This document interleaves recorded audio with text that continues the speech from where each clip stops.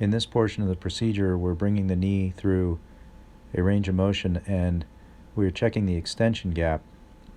The extension gap numbers can be seen on the screen in front, and as we apply a varus or valgus stress to the knee, we will see the distance on the medial side change as well as the distance on the lateral side change. The actual bone cuts do not change at all in this portion. We've now flexed the knee, and what we're doing here is putting spacers in the knee to check that the distance on the medial side and the lateral side is similar in flexion as it is to extension. So again, our goal is to provide a rectangular extension gap and then match this with a rectangular flexion gap.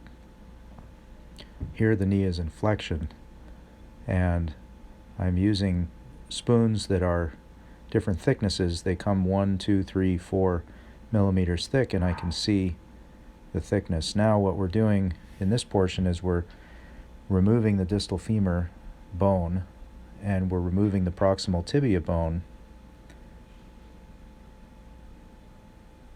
We're going to bring the robotic arm in and make these resections. The first resections are made in just the extension space, so in other words, the distal femur and the proximal tibia, and this only affects the extension gap. Therefore, we can make sure that the extension gap looks good before we proceed with the flexion gap.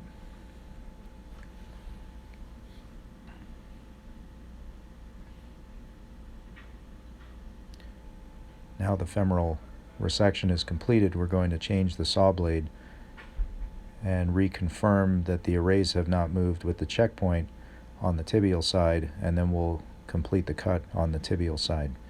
Once these cuts are complete, we'll remove the bone, and then we are left with a hopefully rectangular space in extension.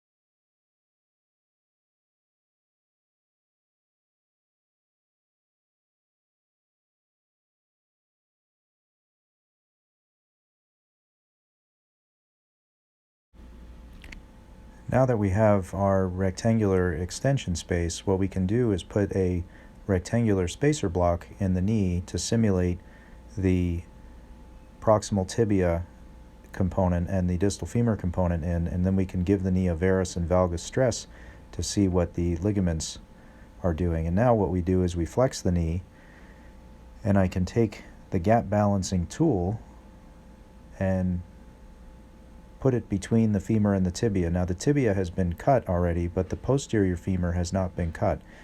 So this tool is able to tension the flexion gap and allow me to make changes to the rotation of the femoral component before I've actually cut the bone for the femoral component. So what I'm doing here is putting tension on that gap balancing tool, and as we tension it, we can see the distance in the knee, which is representing our flexion gap, change. And as I'm squeezing the device, you can see that there are etch marks for tension going 1 through 5. But interestingly, in this case, as I tensioned all the way up to 5, the gap was symmetric at 16 millimeters, both medially and laterally, but I had to go way past 5 to get the flexion gap to go up to 18. And therefore, this is a good example of why we need a much more precise instrument that will allow us to apply more tension. The other thing that happens is that the tension is not applied, it is applied symmetrically both medially and laterally, but what we would like to do is be able to feel what the tension is on one side and the other and get a sense of, is the medial side tighter than the lateral side? So what I'm doing here is taking the spoon and putting it on the medial side, and I can even open that gap further if I add another device in there. So this is why this tool also needs to be split between a medial tension and a lateral tension.